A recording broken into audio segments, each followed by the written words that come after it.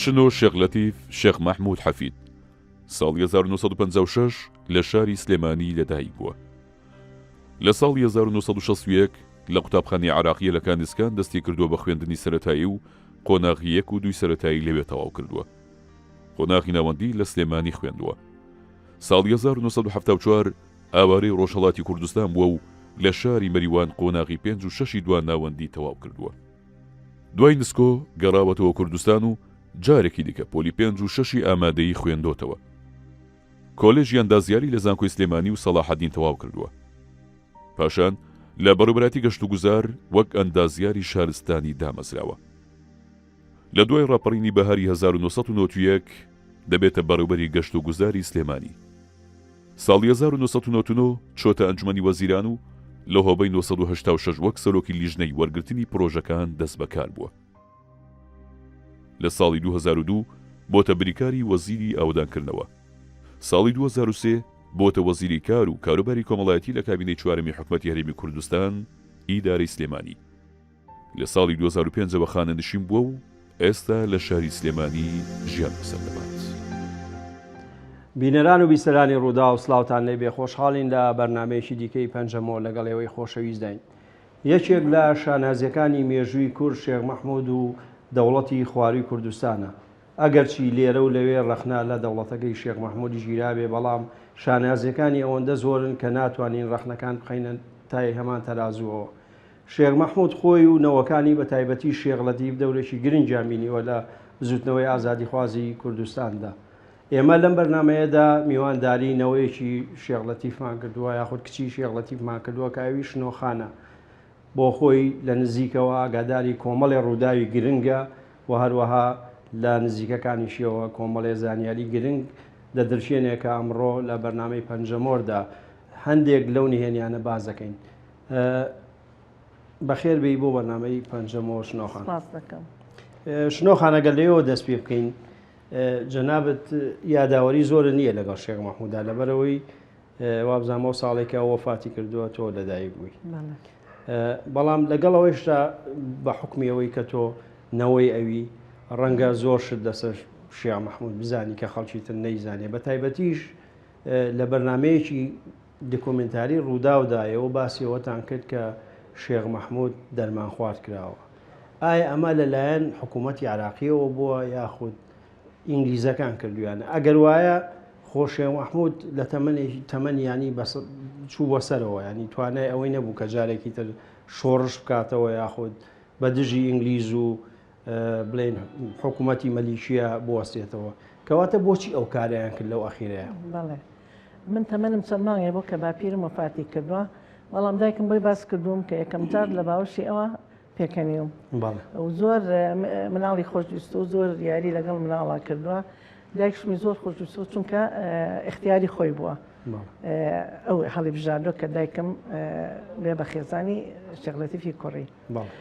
ئەو مۆزوعی کە دەرزی زەهری لێدرا، ئەمە کاک محەممەدی قەپان خۆشویستێکی باپیرم بوو ئەچێ بۆ لای. لەو کاتە ئیتر موانجا تەواوە بێ ئەیش حەزەکە لای بمێنێتەوە. گوێی لە تەپەی پێی چەند کەسێکە لە ساڵەکە بەرە ئەو ژوورە ئەڕۆن، ئێش دەچێتە ژێر قەرۆڵەکەی باپیرمەوە. قەرۆڵەکە چەشەفی پیادراوە نابێنرێ. سێ کەس یەنە ژوورەوە، دکتۆرێکی ئینگلیز، متەرجمێک لەگەڵ پەرستیارێک. پێی ئەڵێن دەرزیە کردماوە، ئەوڵێ من تەبەڵەکەم داخراوە. پێشتر پەرستیارێکی ئەڵێ جەنابەت تەواو علاج نەماوە، تەبەڵەکە داخراوە بە جێمانە هێڵی. ئیتر پێی ئەڵێن دەرزیە کردماوە، ئەویش دەڵێ نەخێر من تەواو هیچم پێویست نییە، یان نابێ ئیلا ئەبێ ئەم دەرزێ لە خۆت بی. ئەویش دەڵێ ئەزانم خۆتان نەتانتوانی بە مەردی بمکوژن، بە نامەردی ئەم کوژن. زانی بکە ئەوە دەرزی زەهرە. دەرزەکەی لێ ئێن و ئەڕۆنە دەرەوە. اینجا کاک محەممەدی قەپان یێتە دەرەوە، پێی ئەڵێ هەستەکەم هەموو گیانم ئاگری لێبارێ، ئاوی ئااتێ و پاش چەند ساتێک ئۆفاتەکە. جا ئەمە خۆی دوای تەعزەی باپیرم چوو بوو بۆ لای دەرەخشانخانی ئامۆزام کچی شێخ جەلالی حەفید بۆ گێڕابەوە. توی بۆ مێژوو ئەم شتە خۆم ئاگادار بووم با ئەو زانیاریەتان لابێ کە خۆی بە مردنی ئاعتیادی وەفاتی نەکردو بەڵکو لەرزی زەهری لێدرا. بەڵێ کەواتە ئەگە بۆ حسابە بێ ئینگلیزەکان ئەویان کرد بێ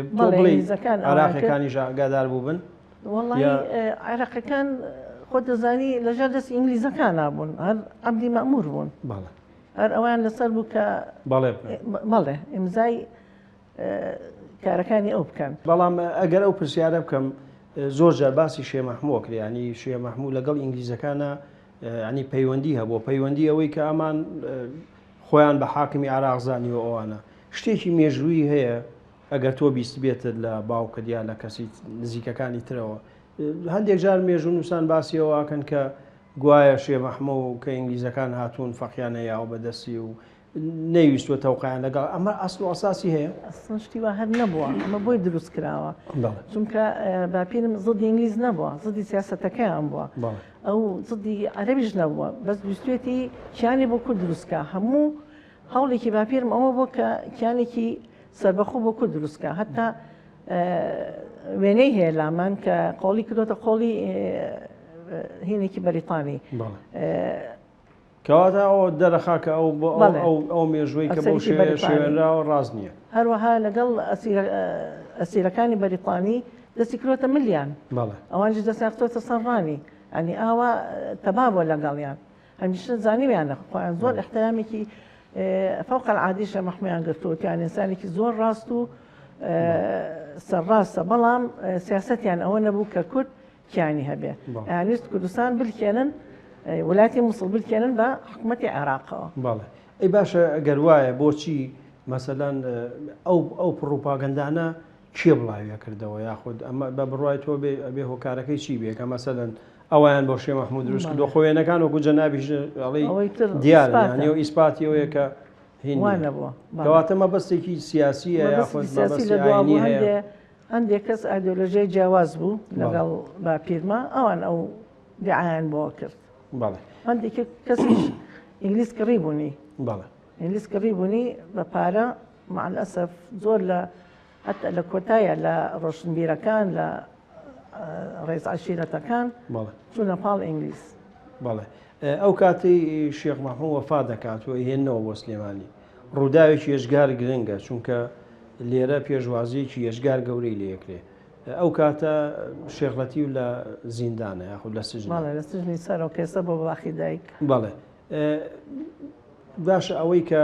ئەگەر لە نزیکەکانەوە یاخود دواتر شێخ لەتیف وی باس کردبی یاخود خەڵکی تر ئەو پێشوازیە گەرمە بۆچی ئینگلیزەکان یاخود عراقیەکان تەحملی ئەویان نەکرد و تەنانەت تەرمەکەشیان نایە بەرگولە تۆ چیە زانی لەسەر بەگشتی لەسەرەوەی هێنانەوەی تەرمی شێخ مەحموود سژنەکە پشتێنن باوکم مشارەکە بکات لە ناشنی باپیرما عومەر عەلی ئەمری کرد کە تەقە بکرێت لە خەڵکەکە و چەند کەسێک شەهید بوون لەوانە ئەختەری خێزانی ڕەشوەلی هونەرمەند شەهید بوو لەو مزاهرەیە. لکن می‌بینید همیشه ئەختەر دوعای کردووە کە پێش شێخ مەحموود بنێژرێ بالضبط دوعاکەی گیرا بوو پێشەوەی باپیر بنێژرێ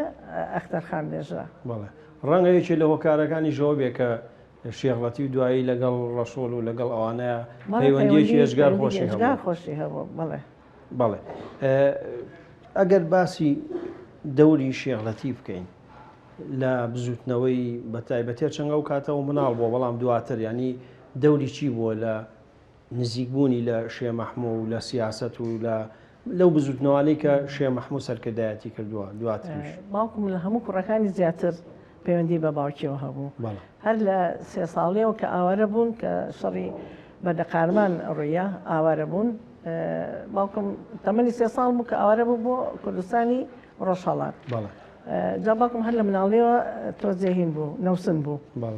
لە ڕێگا برسی ئەبێ ئەمە نەنکەم بۆ دایکمی گێڕابەوە وتبووی توێتی ئێستا ماڵی خوا پڵاویان هەیە و ماڵی پێغەمبەریش لێی بامێ ئیتر ئەزانن کە حەزی لە پڵاوش لێی بامەیە ئەگەڕن بە دێهاتەکانە تا برنج و چەندەنکە بامی بۆ پاکەن بۆی لێنێن ئەو کاتە کەی بووە سێ ساڵ بۆ کە ئاوارە بوون بەڵێ تر ئاوارە بوون چوونە ئێران چوونە لای مەحموخانی دزڵی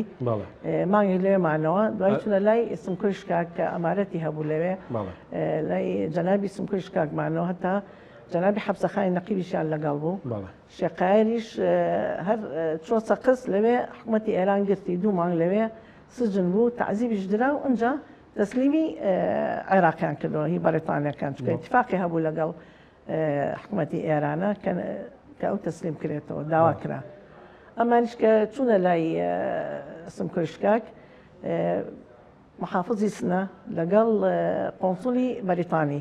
چوونە لای بەڕێز سمکۆی شکاک داوای لێ کرد کە ئەو خانەوادەیە تەسلیم بکە ئەوژتی نەک وتی هەموو لەشکرەکەم و هەموو خانەوادەکەی خۆم فیدا ئەەکەم لە پێناوی ئەوانە ڕێینەیە ئیتر ئەوە بودایی فترێک هجومیان کردە سەر سمکۆی شکاک ئەوانش ئاوارە بوون دیسان دیسان ئاوارە بوون نەخێر چوونە کوردستانی تورکیا و چوونە قەفقاز باسی ئەوواکرێت کە سمکۆش هات بێ بۆ سلێمانی بەڵێ ئەو کاتی شەڕی بەردە قارەمان بوو چکە پەیوەندیکی زۆر بەتین هەبوو لە بینی کوردی خۆمان باشووری کوردستان و ڕۆژهەڵاتی کوردستان هەمیشە ئەو پەیوەندیە بەردەوام بۆ لە بینیانە و یارمەتی یەکتریانیەوە بەخۆی 3000 چەکدارەوە ئەگاتە سلەیمانی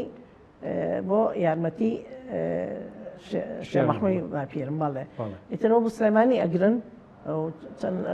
چەند ئینگلیزێک ئەگرن و هەم مۆزەفەکانی کە بەریتانی هێنابوون ئەوانە هەمووی ئەسیرەکرێن لە دەبۆکە بەڵام ئەو ئینگلیزانی کە هینی وەزیفەی گەوریان هەبوو ئەوانە بەجار لە خانوەکەی باپیرما ڕێزێکی زۆر زۆران لێ ئەگیرێ در باپیرم جەنابی حەبسەخان و شێقایری برای تەوسێ ئەکا کە زۆر ڕێزان لێ بگرن و هەموو ڕۆژێ خواردنی باشیان بۆ بنێرن هەتا جەماعەتێک لەو ئینگلیزانەی کە دوایی بەربوون زۆر متەئسیر ببوون ئەیچیان پڕ بوو لە ئەو کە بەربوون حەزیان ئەمەیە خزمەتێکی زۆر کرابوون و ڕێزێکی وان لێ گیران بوو وتیان قەت ئەومان بە خۆمانەوە نەدیوە بەڵێ کەواتە ئەو پەیوەندیە هەتاکو بڵێن شەیدکردنی سمکۆش بەردەوام بووە بەڵێ پەیوەندی بڵێن شێخ مەحموود و سمکۆ بەڵێ بەردەوام بوو بەردەوام بوو هەتا ئاخر لەحزە لەگەڵ ئەو لەگەڵ مەحموخانی دزڵی و لەگەڵ مەحموخانی کانیسانان و کوردەکانی ئەو ڕۆژهەڵاتی کوردستان ئەڵێن ئەم لە شاخی گۆژە شوێنێکەیە پێڵەن قوتەی مەحموخان وابزانم بەڵێ وازام هەر باسی ئەوە کە هاتوون مێجەسۆن ڕێی ناوە بێنە ناو سلێمانیەوە لێو ماونەتەوە فترێک تاوتیان ئەچین بۆ سەردانی مەزاری کاکەحمەی شێخ مێجەسۆن پێتی ئەبێ بەبێت چەک خۆی و چەند کەسێکی کەم بێن نەکەم و لەشکرەکە هێزەکە باپیرم قبوڵی نەکردووە ئیترەوە بێ ئەبێ بە شەڕ و ئینگلیزەکانەوەی ئەشکێن لە سلێمانیا و بەدی لە گیرن بەڵێ خاڵێکی تری گرنگ هەیە ویش کە حیزبی سیاسی ئەوەی کە ئێوە ئازانن لە شێخ لەتیف لە کام حیزبی سیاسیە پێش پارتی مەبەستم لە حیزبی هیوا ئەوانەیە ئەندام بووە خۆی تەسیسی کردووە خۆی پێش ئەوە هەر کە لەگەڵ باپیرم بووە تەمەنی 9 ساڵ بووە لە شەڕی پێنجوونە مشارەکەی کردووە بە 9 ساڵی هەتا کە ئینگلیز قەسپیانەکە ئەو باپیر مەیخاتە ژێر سنگی خۆی ئەڵێ با بەخۆم من لە تۆ هینتر نیم گرنگتر نیم بۆ ئەم خەیتە ژێر سنگی خۆت ئتر ئەوسا ماجید مستەفای لەگەڵە بێ باپیرم پێ ئەڵێ ماجید سێرکە لەتیفی کوڕم چیم پێ ئەڵێ باسی ڕۆڵی مامۆستا ڕەفیع حیلمیش بکەین چونکە مامۆستا ڕەفیع حیلمی هەم لە دامەزرێنەوە هەمیش بۆ بە سەرۆکی حیزبی هیوا پاشانی زۆر جار ڕاوێژکار و وەرجێڕی جەنابی شێخ مەحموود پێش حیزبیەوە باوکم حیزبی برایەتی داناوە حیزبی برایەتی داناوە بەڵێ بۆی و چەند کەسێک جەنابی مەلا ئەسعەدی مەحوی کە باپیری دکتۆر تەها مەحویە بێجگەلە و ئەو چەند کەسانێکی تر وەکو ئیسماعیل شاوەیس و صدیق شاوەیس و جەنابی کەریم زەند و برایم گوردی و محەممەد قودسی و شێقاری برای و شێخ جەلالی برای و بەس پێشتر لە کەرکووک لە ساڵی 1936 دارکرد کۆمەڵی دارکرد دامەزار لەلایەن چەند قوتابێکی سانەوی کەرکووکەوە خۆی فکرەکە هی دڵداری شاعیر بوو جەنابی ڕەفیق حلمی و جەنابی مکەڕم تاڵەبانی ئەوان لەو حیزبا لەگەڵ کاکە حەمەی خانەقا بەڵێ لەگەڵ کاک بورهان جاف ئەمانە ئەو حیزبیان دانا بەڵام حیزبەکە زۆر پەرێسەن و ژمارەیان زۆر بوو ئیتر چەند کەسێک ئینگلیز چەند کەسێکی دزە کردە ناویان ئەوانیش ئیتر باوکم هادویستی بەلایەتیش و دارکەریشی کرد بە یەک لەژێر ناوی حزبی هیوا خۆی تەسیسی حزبی هیوای کرد بەس خۆی بۆ کوردایەتی ئەوەی کرد نەک بۆ ئەوی خۆی مەنسەب وەرگرێ بێ ئەوەی خۆی بەرپرسیارەتی وەرگرێ بەڵێ بەرپرسیارەتی وەرنەگرت بەرپرسیارەتی زیاتر بە جەنابی ڕەفیق حلمی چکە ئەو لاوێکی گەنج بوو تەمەنی 24 ساڵ بوو مستەشاری جەنابی باپیرم مەلیک مەحموود بوو کەسێکی وریا و زیرەک بوو زمانزان بوو ئینگلیزی ئەزانێ و بەڵێ مامۆستا بوو ئیتر ئەو بوو بە هین ئەندامێکی بەرز لە حزبی هیوایە تقریبان بڵێن بە سەرۆکی حزبیەوە بەڵێ باشە ئەوەی مادەم هەر باسیەوەکەین ئەوەی تۆ بیستی بێتت لەگەڵ ڕەفیق حلمیە ئەو پەیوەندیە خۆشە هەبوو ینی لەگەڵ شێ مەحمووە بەردەوام بوو پەیوەندیەکە تا کۆچی دوایی شێخیش بەڵێ هەتا کە کۆچی دوای کرد و زۆر متەئەسیر بوو ژینخانی کچی بۆی گەڕامەوە ئەیوت بەناو ئەگریاوە بە هیچ هین نەبووە ئەو نەمتەئەسیر بووە کە زانیوێتی بەڵێ پەیوەندی هەر مستەمر بوو شعرێکی زۆر جوانیشی بۆ نووسیوە لە جوابی کامەران مکریە شعرێکی هێژگا جوانەکە بۆ جەنابی شێ مەحموود نووسیوە مامۆستا ڕەفیق حلمی باشە گەر باسی ساڵی 1900 لە چلەکانە سەرەتا نازانم 41 43 بۆچی شێخ لەتیف چوو بۆ بانە بۆ چوو بە بانە لە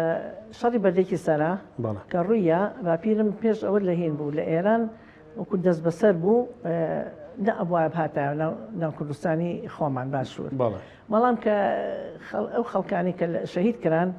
بە بێگوناح شەهید کران کە سوکاریان چوونە قەڵای مەریوان بەلای شێ مەحموود وتیانە بە یەکمان بسێنی دەئەویش ئەو تەوقەیشکان وی پیانی امزا کرد و کە نابێتەوە ئەو تەوقەیشکان و هاتەوە ئەو بوو شەڕی ئاوباری گوڕیە شەڕی ئاوباری گوڕیە دەستێکی ناپاک شوێنی شێ مەحموودی ئاشکرا کرد و ئەوە بوو نەفی کرا بۆ بەغا و خوار و عێراق بەغا و ناسڵیە و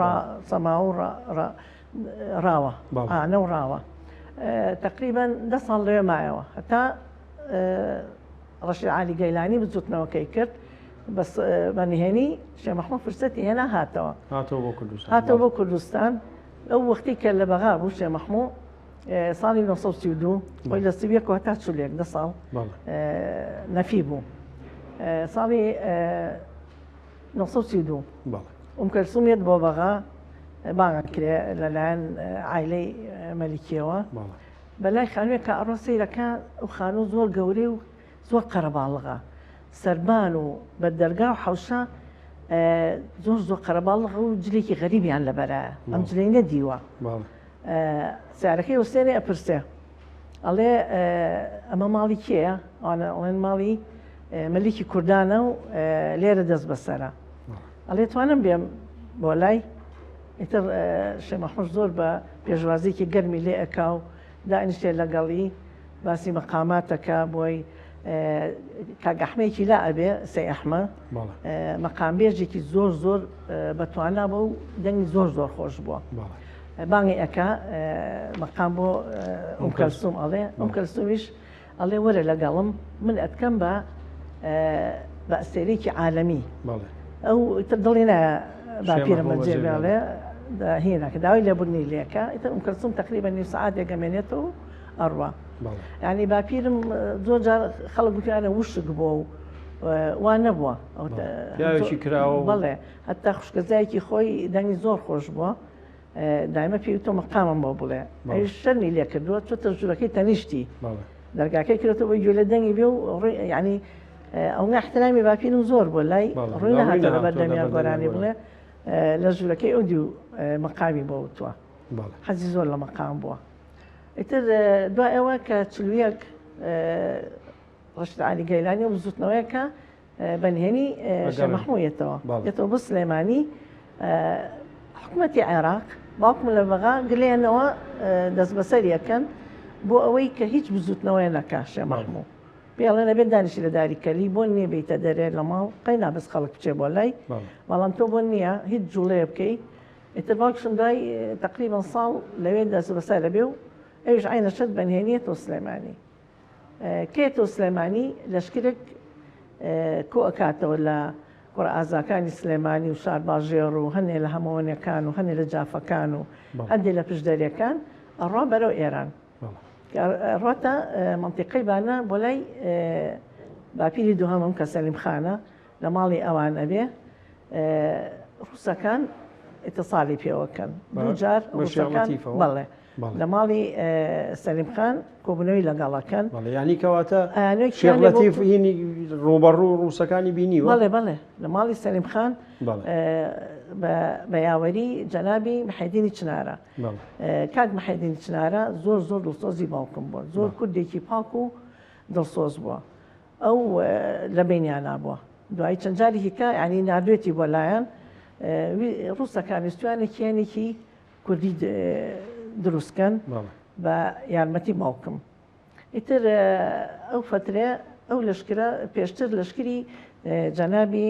حەمینخانی وێنەودارۆخان ئەمەڕەشتیخانی وێنەودارۆخان دوو جار هجوومەکا بۆ سەردەشت کە بیگرێ بە سەرکردەی برایەکی خۆی بەناوی حەمینخانی شیوەی گوێزان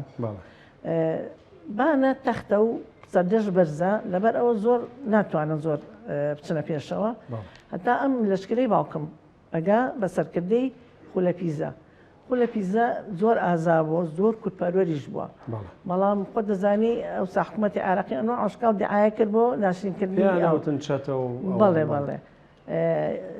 کە ئەو خطەیەکی عسکەری دائنێ و سەردەشت پاکەنەوە لە حکوومەتی ئێران حکوومەتی ئێران ئەوسا زەعیف بووە